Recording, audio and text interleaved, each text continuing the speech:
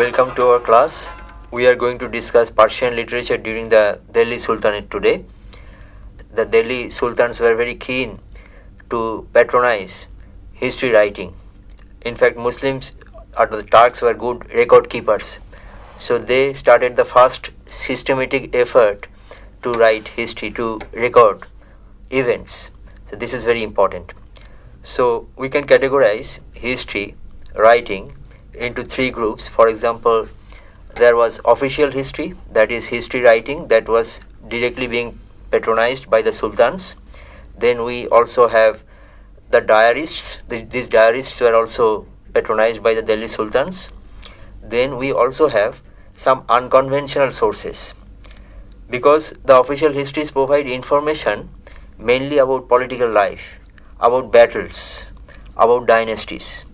But if we also consult these unconventional sources such as maktubat literature, malfuzat literature. So what is the relevance of this malfuzat literature? Yes, that's a very good question. Actually, I regard this malfuzat and maktubat literature as unconventional sources. Unconventional sources in the sense that this sort of literary endeavor was not directly patronized by the royal court. Malfuzat actually means, literally it means table talk. This recording is known as malfuzat. It is frequently checked by the Sufi saint. These are important sources. Important sources in the sense because in official records we get reference to battles, political events, dynasties, but we don't get much information about contemporary society or contemporary culture. But Malfuzat literature provides important information about contemporary society and culture. So these are important sources. If you have to study the life and condition of the common people, you have to consult these unconventional sources which were being produced beyond the ambit of the royal court. And Maktubat literally means letters exchanged between Sufi saints. So these are important sources of contemporary social history or cultural history. There are also, apart from Persian sources, we shall just mention a few Arabic sources. So excuse me sir, should we then also include the Arabic sources within our ambit of discussion? It's a good question. Actually, we are not supposed to include the Arabic sources, but you have to understand that a translation movement was going on in that period. Major Arabic sources would be translated into Persian, and later on when the British came, many of their Indologists translated the Arabic sources into English, but not from the original Arabic sources. They mainly translated it from the Persian sources. So it proves that these major Arabic sources were translated into Persian during the Sultanate period. Actually, Persian became the language of diplomacy, it became the language of commerce, it also became the language of culture during the Sultanate period. In India, in Iran, in Central Asia, in Afghanistan, you will find this common language, that is Persian, which was in vogue. That's why Persian became very important as a language. So all the major Arabic works were translated into Persian, and later on the British Indologists relied on these Persian translations. That's why I will also include some, if not all, Arabic sources, because these Arabic sources will provide, they also provide important information about the Delhi Sultanate. I want to include some of them, such as Chachnama. It is dealing with the Arab invasion of Sindh during the early 8th century. It is written by an anonymous writer. And then Al-Biruni's Tahqiq-i Hind is one important Arabic source that was later on translated into Persian. Al-Biruni was a gifted scholar. He was versatile. He learned Sanskrit. He was a good Sanskrit scholar as well. So if you read Tahqiq-i Hind, which was originally available in the Arabic language, you will gather information about Indian society, caste system, sati, such evils in Indian society had been dealt with by Al-Biruni, and he tried to be impartial, and he provides important information about almost all aspects of Indian society, economy and polity. So this is an important source, and later on this was translated into Persian, and later on some scholars, Indologists, also relied on this Persian version. There was another source by the famous writer Urbi. He wrote Tariq-i-Yamani. Tariq means history, as you know. This was in Arabic, but later on it was also translated into Persian. It provides important information about the early phase of medieval Indian history. So Urbi's book is also important, which was later on translated into Persian. Then you have one famous book which was later on used as a model. Now this book was written in Persian. This was the famous Ghaznavid poet Firdausi Tusi, who wrote his famous Shahnama in the 11th century. This became a model because it had a broad canvas. It is replete with information about various sorts of activities, trade, commercial, economic activities, political activities and stuff. You get references to the movement of camels from India through Central Asia, through Persia to other countries. These camels would be carrying Indian merchandise. So Indian items are very popular in Central Asia and West Asia. For example, Indian steel was in great demand. If you read Shahnama, you will also get reference to Chinese porcelain, Chinese silk, which had been popular. So you get a broader trade map if you read this book, which included China, India, Central Asia, Persia and other countries of Asia. So this is an important source material. We should also mention the classical Persian poet Sadi's famous work, Gulistan. Now, Gulistan also refers to this trade and commercial activities, this movement of camels, the trade items which India used to export and the trade items which also India used to import. So in this way, these two major Persian works, one by Firdausi Tusi, Shahnama, and another by Sheikh Sadi Shirazi, these became role models because they had a large canvas and they discussed many aspects of medieval Indian society. There is another book, it is very important, that is the work by Hasan Nizami. Title of his work is Tajul Masir. So this work he started to write in Arabic. Interestingly, after some time, he quickly switched over to Persian. It confirms the fact that Persian was becoming a major language in this region, which also included India, Central Asia, West Asia, particularly Persia, and also Afghanistan. So he switched over to Persian. And this book also provides important information about the Delhi Sultanate. Actually, you can regard this book as the first historical narrative so far as the Delhi Sultanate is concerned. So this book is very famous in that sense.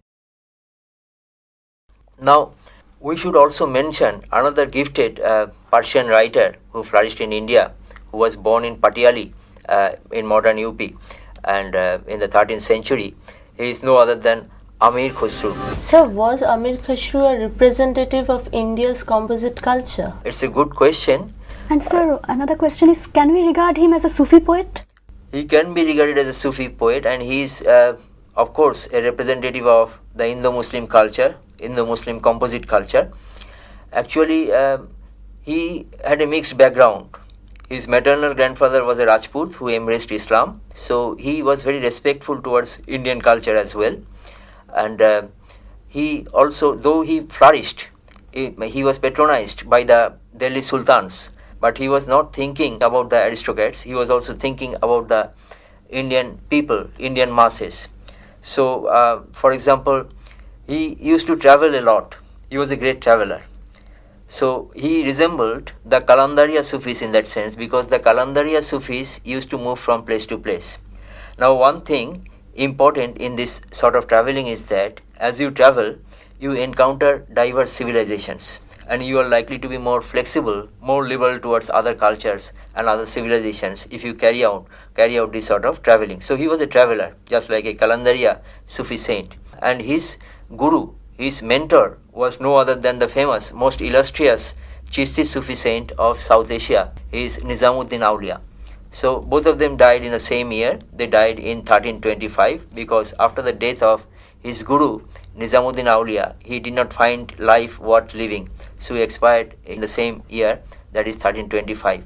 So in this sense, he was definitively a Sufi poet, and he was a representative of Indo-Muslim culture. He wanted to bring about a fusion between the classical Persian language and the indigenous languages. He was a Sufi poet in the sense that when he was composing his khamsa or his diwans, he was known for his 5 diwans that he wrote. He was very famous, one of the most gifted poets of in the Persian language of India during his lifetime. And still today, you will see that in the Qawwali musicians, that is the Sufi musicians, regard him as the doyen of Qawwali music, as the father of Qawwali music. So he was definitively a Sufi poet who used to say, just like any Sufi saint, he would just echo what Nizamuddin Auliya used to believe. I'm just telling it and then I will translate it for you. Man tu shudam, tu man shudi, man tan shudam, tu jan shudi, takas nagwed bad azi, man digaram tu digri. That is, I become thou, thou become I become the body, and thou become the soul. After that, no one can say that we are separated. And this is a reflection of the Sufi philosophy, which puts emphasis on this irresistible urge on the part of the devotee to be united with the Supreme Being or Allah. So, in this way, Amir Khusrau should be regarded as one of the most famous writers.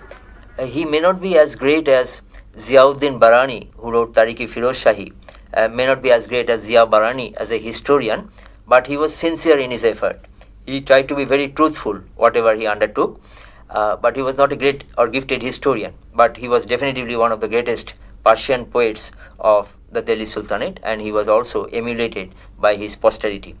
Now, in his writings, we gather historical information. For example, how the Kholjis used to fight battles, how the Tughlaqs used to fight battles. We get this sort of thing. And since he was patronized by several rulers, the Kholjis, the Tughlaqs used to patronize him, and he was all praised for them.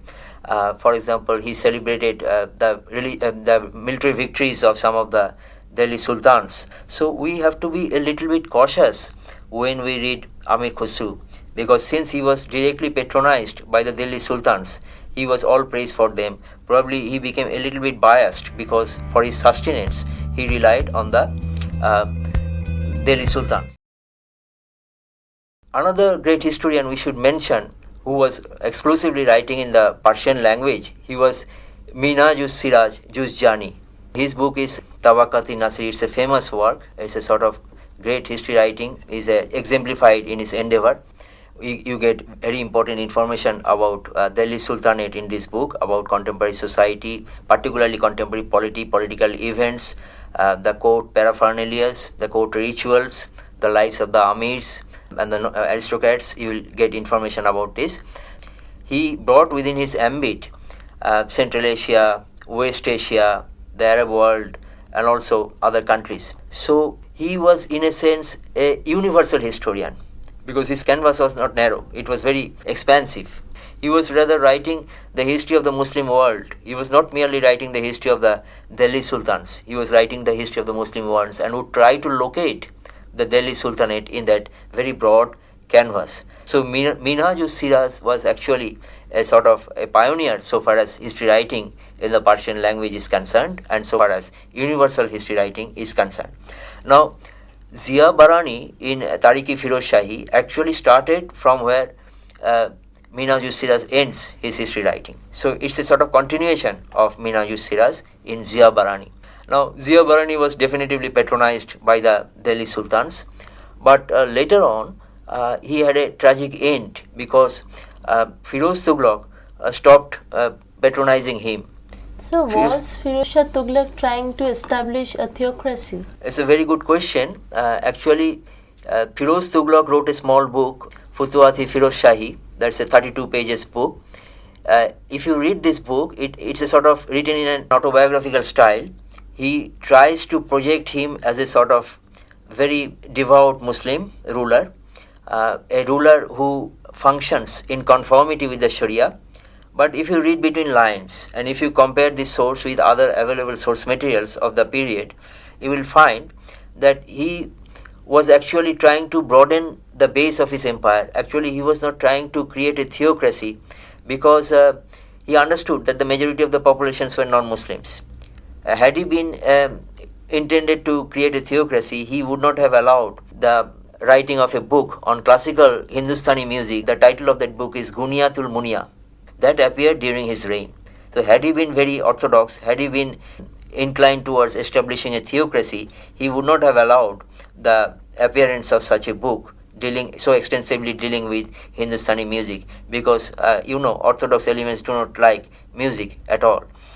So, in a sense, he was just like his predecessors. He was not more orthodox than his predecessors. He was actually trying to broaden the base of the Delhi Sultanate. That is manifested during his time through his actions, through his ideas and implementation of ideas. But he stopped his patronage to Zia Barani. Actually, broken-hearted Zia Barani took shelter in the Khanka, that is the hospice of Nizamuddin Aulia. So this is interesting. Amir Khusrau was the representative of liberal Islam. He was the representative of composite culture. He was a disciple of Nizamuddin Aulia. But Zia Barani, a great historian of his time, who was writing in Persian, and he was known to be a little bit orthodox, who was functioning in conformity with the Sharia, who would expect the sultans to transform India into a theocracy, rather. But he was denounced by Firoz Tughlaq, who discontinued his patronage, and broken-hearted, he took shelter in the Khanka, that is the hospice of Nizamuddin Aulia, and he had a tragic death. He died like a poor man. So the great historian died like a poor man. He was Zia Barani. Everyone used to respect some of the most illustrious Sufi saints of that time. For example, Nizamuddin Aulia, the great Chishti Sufi saint of Delhi, who died in 1325, was universally respected by both the orthodox elements as well as the liberal elements within the Muslim community, within the nobility, within the literate people, literate community. This is important. It confirms that Sufism was very important during that time. It would be helpful if we remember the socio-economic background of the historians and poets. For example, Minhajus Siraj Juzjani was a theologian come historian. Before coming to Delhi, he was in Uch. He was serving as a principal in a Firozi madrasa, and he was appointed by Nasiruddin Kabocha, the rival of Altamash. But when Altamash defeated Nasiruddin Kabocha, Minhajus Siraj Juzjani accompanied Altamash to Delhi and served him as his court historian. So this background should be taken into consideration. He was a theologian. He was a very learned man, a great historian. But sometimes this religious background can affect the history writing of a great scholar as great as Minhajus Siraj Juzjani.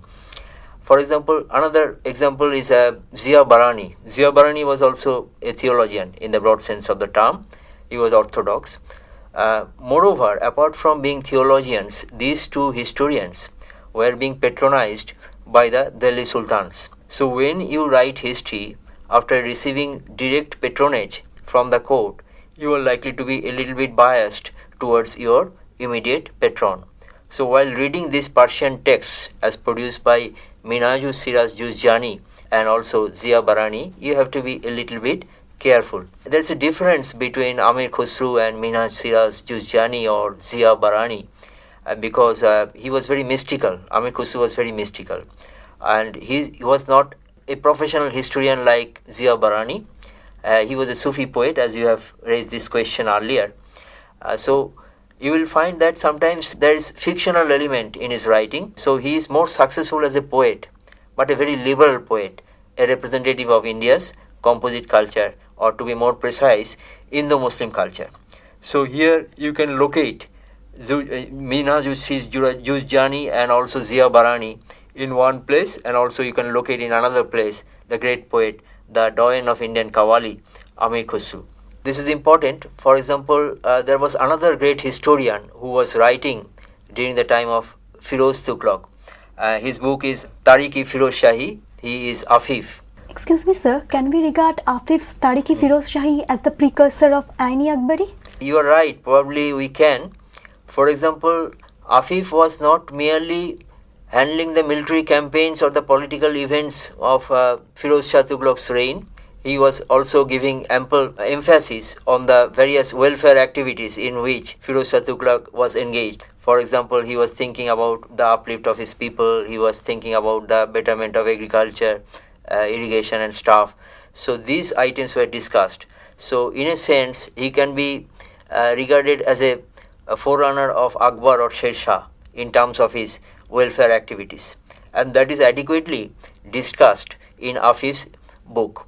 In that sense, this book can be regarded as a precursor to Aini Akbari of the famous Abul Fazl. So this is an important piece.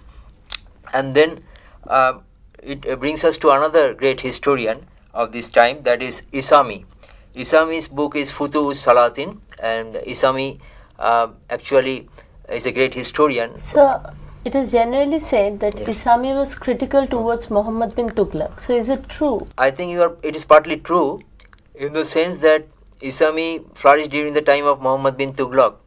Isami also accompanied Muhammad bin Tughlaq when Muhammad bin Tughlaq shifted his capital to Daulatabad. But he did not like this shift of capital because he had to face hardship due to this shift of capital to Daulatabad. And he was not favorably disposed towards Muhammad bin Tughlaq for this reason, for the hardship he had to suffer. And later on, when Muhammad bin Tughlaq again decided to come back to northern India from Daulatabad, Isami remained in Daulatabad and became a writer who was being patronized by the newly emerging Bahmani kingdom. So this is a manifestation. This emergence of Bahmani kingdom offered patronage to Isami, the great historian, and he received that patronage and did not accompany Muhammad bin Tughlaq to northern India. So it proves that he was not favorably disposed towards Muhammad bin Tughlaq. We have discussed adequately that firstly, we have to deal with the histories mainly available in Arabic, but later on, because of the translation movements, these Arabic sources were translated into Persian and became important sources for the British Indologists, European Indologists, who translated them into European languages. Then we have the official histories, that is, history writing directly patronized by the Delhi sultans. These official histories we have earlier mentioned that they had a limitation because these historians were likely to be biased because they received direct patronage from the sultans, so they were supposed to eulogize the sultans, and they mainly dealt with the battles, the political events. And in those days, political activities had been confined to the aristocracy, to the nobility. It was not the realm of the masses. So you can understand that these people who, by receiving direct patronage from the court, who were writing history in the Persian language, they were mainly focusing on the aristocracy, on the nobility. They were not thinking about social, economic conditions, cultural conditions of the masses. So this is the limitation from which these historians, these court historians, suffered. And Amir Khusrau wanted to transcend this constraint by his Sufic activities, by his mystical activities, by his poetry writing. So he wanted to compensate for the loss created by this history writing by receiving direct patronage from the Delhi sultans. He also just spilled over to this mystical experience, poetical experience. So that's why he wanted to bridge this gap between the aristocracy and the masses, and became an ardent follower of the very popular Chishti Sufi saint Nizamuddin Aulia. And for that reason, because Sufism was very popular, and Sufis were not only respected by the kings and the princes, they were also respected by the masses because they thought about the masses. They thought about the welfare of the masses. They were engaged in humanitarian activities when the masses faced any crisis. They put emphasis on human, spiritual, liberal values. This is important for the building of a nation, for the establishment of a sort of heterogeneous nation where people from representing different religious faiths, different ethnic groups, linguistic groups will have a sort of equal position in a such heterogeneous empire. So they played a significant part in that sense.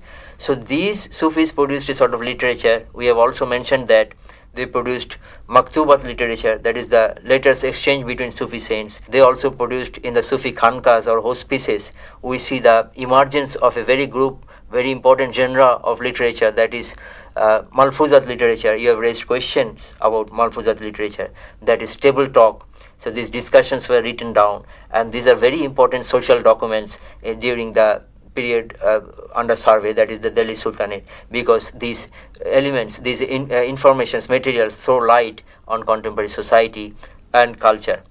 And history is not merely the story of the sultans or dynasties. History is not the story of the rise and fall of dynasties or rise and fall of empires. History is also the story of the common people, their day-to-day life, their feelings, their emotions, their taboos.